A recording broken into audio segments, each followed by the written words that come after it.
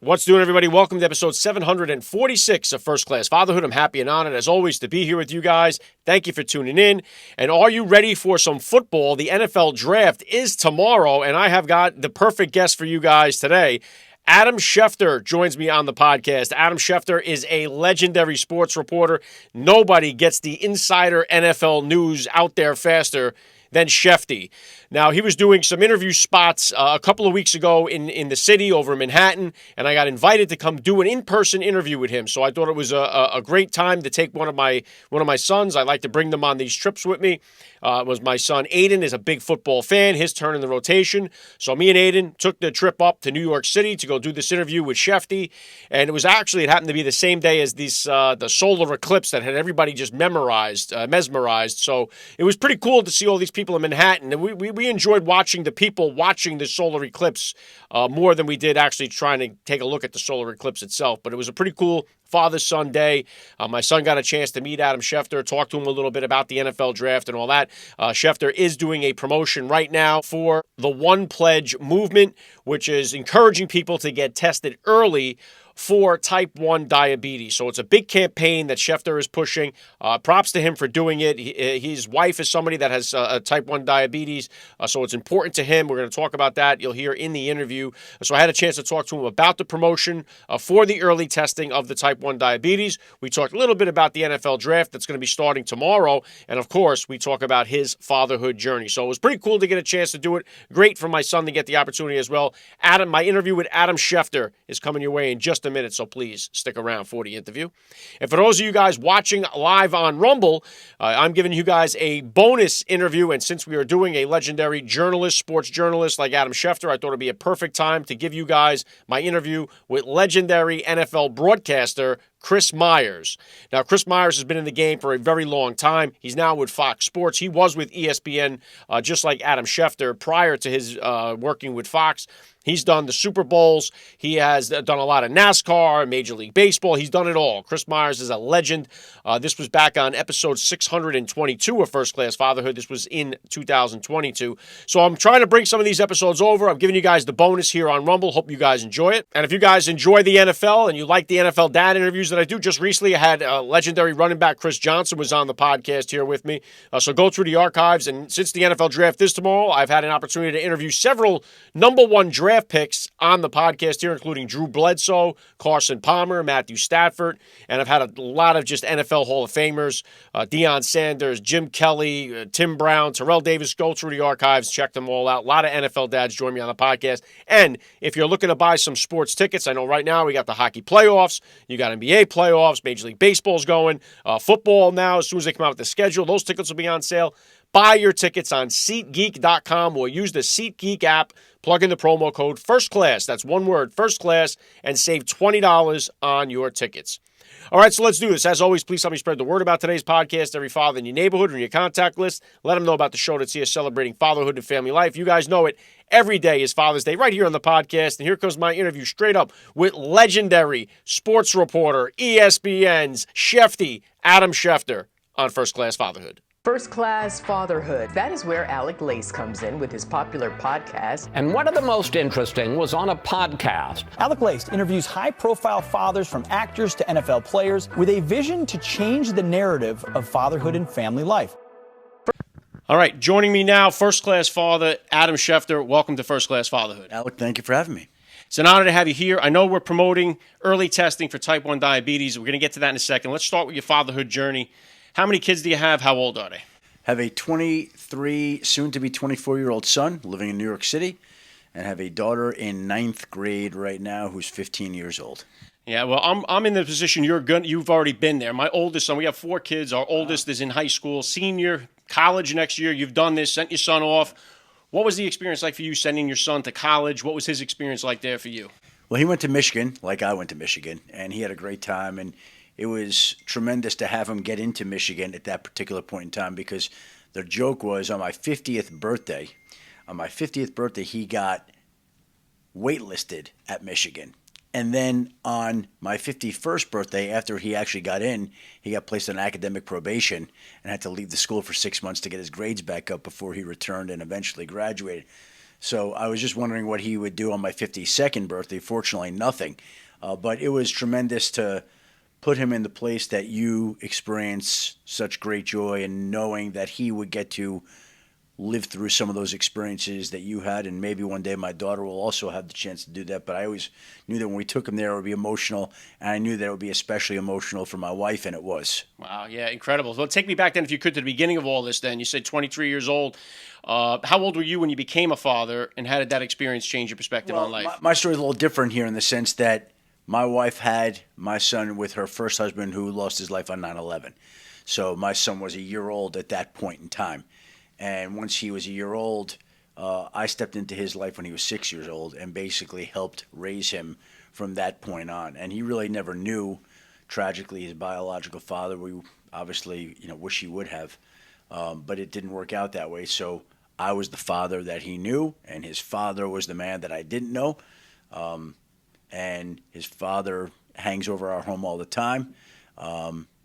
That's the situation we're in. A lot of dads that listen to the show are in a similar situation where they walk into a marriage relationship where they become an instant dad like you did. What kind of advice do you have for the dad that's entering into that kind of relationship? It's not easy. And I think being a parent is challenging enough in and of itself. When you introduce other factors, it becomes more challenging. And it's worked out that we've had a tremendous relationship, but it takes a lot of work and a lot of time and a lot of patience. And it's not easy. Now, you wrote the book about this, The Man I Never Met. Did either one of your kids have a chance to read that book? And if so, what was their reaction to it? My son, interestingly enough, the book was based off a piece that we did for ESPN on the 15th anniversary of 9/11. And it was a piece that I volunteered to do for ESPN on the 10th anniversary of 9/11. They weren't interested. And then all of a sudden, 5 years later, out of nowhere, a producer comes up to me and is like, hey, we're going to do a story about Joe Mayo for the first Sunday of the season. I was like, great. And we didn't know what it was going to be, but we did the piece. And honestly, it ran on ESPN. You could Google it today, just do Adam Schefter 9/11 video, and you could watch the tribute to Joe. And it was a way to honor him and keep his memory alive. My son still has never seen that piece. The piece was so popular that some people suggested a book, and my son still hasn't read the book. And I think it's just something that he does not want to expose himself to. He doesn't want to know what he doesn't know. And it's easier for him to deal with it that way, at least at this time in his life. I don't know what will happen when he turns 33 or 43 or 53, that maybe he'll want to read more about his father at a certain point in his life, but he just has not been there yet. It's wild because 9/11 is such a huge, every year you go through this, it's a big ceremony, we read the names, and so it's something that you relive every year, but then to have, a father involved in that you never met. Now, obviously, your daughter is following in your footsteps. I seen her, I was at the last couple Super Bowls there, I see her working the microphone. What is it like to have her follow in your footsteps? To watch her do the interviews and the job that she does, all I could say is I get far more nervous watching her interview somebody than when I go to interview somebody. To me, I can control it, and I am in control of my questions and answers and everything like that.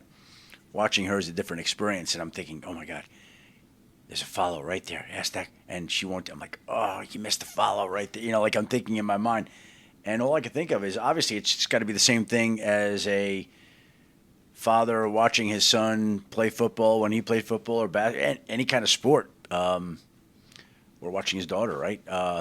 So whatever it may be, it's like a parent watching their child. I'll tell you, it is just from doing this. I'm a railroad mechanic. That's my trade. And so doing this has all been new. So when I watch back certain interviews, I'll feel that way. I'll be like, oh, my God, it was a golden opportunity for a question there, and I blew it. So I can only imagine you watching through that lens. And let me switch it over here. Obviously, you're promoting now. You're partnered up with Sanofi. Am I saying Sanofi for the type 1 diabetes. What do you want parents to know about early testing for type 1 diabetes? Well, my wife is a type 1 diabetic, and I live in the information age. I make my living off of information. I think it's important for people to get information. Type 1 diabetes is not something that can be cured. It's not something that basically it's a hard thing to do, but it can be detected early. So we want people to go to theonepledge.com to get information and to meet with their doctors to get blood tests so that if by chance somebody is predisposed to type 1 diabetes, they could put into place a plan that would allow them to be able to better handle that situation. So it's important for me that people get screened for that parents screen their children for that family members screen their family members for type 1 diabetes, because I see what my wife goes through on a daily basis, and I think it would be tremendous for people to be ahead of it so that it wouldn't be so jarring to be given a diagnosis of type 1 diabetes. Yeah, well said. I got the link to that down in the description below. What advice would you have for the parent then now whose son or daughter tests positive? You've been with this with your wife. How has it affected your family? What could they really expect if it's a positive outcome? Well, it's life-altering, and it's significant, and it's just one more challenge into parenthood. And just like we're talking about the challenges of being a parent, being significant to begin with, having someone in your family that's type 1 becomes that much more challenging and that much more significant. It's something that requires a lot of time and energy and work, and it's like learning a new language. I still learn the language, to be honest with you, on a daily basis about how to combat the disease on a daily basis, the highs and the lows, everything that comes along with it. Sugar's running high, sugar's running low. And so I would say that there have been many people that have had it. There'll be many more people that have it, which is why it's important to be screened for it. But it takes work, and it's something that people are going to have to fight through and dig into, but it can be conquered. Yeah, well said. I know it affects so many people out there, so God bless you for the work that you're doing and bringing awareness to it. And let me switch gears here now, too, to the NFL draft, something you know a little bit about yourself here. What can we expect? What's kind of like the byline? What's the story? What's the big and most anticipated part about this year's NFL draft? Well, like it's always quarterbacks, right? It's always going to be quarterbacks. It's a quarterback-driven league, and we expect that there'll be a quarterback that goes in the first 3 picks of this draft. There'll be a quarterback that goes number 1 to Chicago. There'll be a quarterback that goes number 2 to Washington, a quarterback that goes number 3. Potentially, if Arizona trades at 4, a quarterback that goes number 4. So it's always going to be about where the quarterbacks go, who's going to be successful from that quarterback class and who's not. And honestly, the success and fate of franchises rides on whether or not these quarterbacks make it. There's that much invested in it. It's that important to these cities. And if they hit on that draft pick, like the Houston Texans did last year with C.J. Stroud, the rookie quarterback from Ohio State, then they're going to be set up to succeed for a long period of time.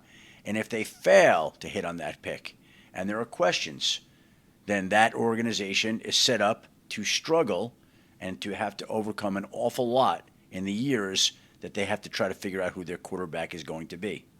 Yeah, we've seen that. Jamarcus Russell comes to mind there with that. I mean, that really set that franchise back. We could go through the list every year. Yeah. Every year, there are quarterbacks that hit, and every year, there are quarterbacks that miss. And if you hit on a quarterback, you're set. And if you don't, you're not. And so it's really that simple. What an experience it is for these young guys, though, that are coming into the NFL draft to get drafted and share those moments with their families. I mean, you've been through so many NFL drafts. What is it like to see these kids, see these young men get drafted, life-changing for themselves, share that moment with their families? Well, you talk about being a dad. Can you imagine what it's like for a father or mother who have raised that child and been at flag football, Little League football, Pee Wee football, Pop Warner football, whatever it may be, watching that person from the time they were yay big to the time that they're grown and drafted in the National Football League? It's the fulfillment of, at that point, a lifelong dream. And it's an opportunity for these kids to step forward. The team show belief in them, and it's time for them to step up quickly and reward these teams for investing a draft choice in them. And it's a tremendous moment, and that's what makes it so great. It's a reality show that plays out on ESPN, Thursday, Friday, Saturday, and you get to watch dreams come true and teams try to build for their future. Has the excitement of this worn off for you, Adam? You've been doing this for so long, covering the NFL. Has it worn off for you at all? You're just as excited about it, covering it, as you were when you started? Well, it changes, Alec. I think what happens is over time, you anticipate certain storylines, and you're curious to see, where J.J. McCarthy, the Michigan quarterback, is going to go, and where Bo Nix, the Oregon quarterback, is going to go, and where Michael Penix, the Washington quarterback, is going to go. So you want to see how these stories play out. So the stories are different every year, right? The draft in and of itself is the same. And I've been covering the National Football League, been fortunate enough to do this for 35 years now.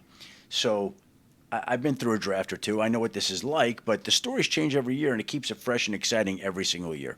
Well, I'm going to switch it back to fatherhood here to close it out. But obviously, you've had a legendary career in the sports reporting world. Your legacy is secure. But what would you say you want your legacy to be as a dad? Well, it's a tough question. I think I think you'd want your family to know that you cared about them, that you loved them, that as demanding as my job was, and as much as I put into my job, that I did my best to try to be there for them when I could. My wife sometimes might argue otherwise, but the fact of the matter is, you do care and you do love them and you do want what's best for them at all times. And so I want to be somebody that they always remember fondly for looking out for them, for providing for them, for being there for them, for exposing them to new experiences and new things. You want to be remembered as a good person, I think. Yeah, really good stuff, Adam. And the last thing I want to hit you with here, I love to ask all the dads that I get on the podcast, what type of advice do you have for that brand new dad or for that about-to-be father who's out there listening? I would say immerse yourself in it as much as you can. Just like over time, I've immersed myself in my job, and many people immerse themselves in jobs. You can do that, and then you can immerse yourself in being a dad, right? You can do both and dive all into that particular opportunity, personally, professionally, whatever it may be, right? And so, to me, when you're doing these things, you go all in, whether that means being a dad or working. And so I've tried to be the best dad I could be. And I know at times it's worked out well, and other times you're trying to figure it out because it's not always easy. And there are different challenges along the way. So you keep trying. Sometimes you hit it just right. Sometimes you don't. But you try to keep getting better and better every single time. Yeah, I love the message. It's been an honor for me. Adam Schefter, you're a first-class father all the way. Thanks for giving me a few minutes of your time today on First Class Father. Thank you very much for your time.